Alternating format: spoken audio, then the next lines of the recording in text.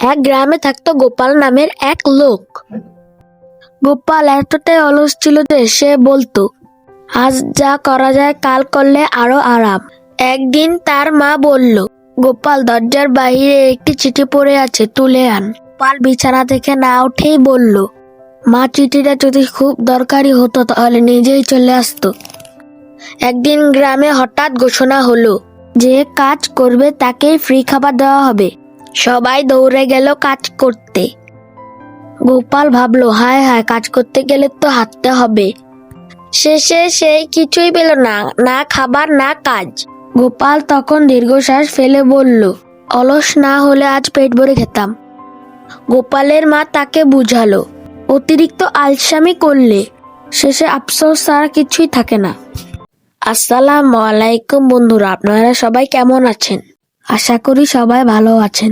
আমাদের গল্পটি ভালো লাগলে লাইক, কমেন্ট, সাবস্ক্রাইব করে আমাদের পাশে থাকবেন।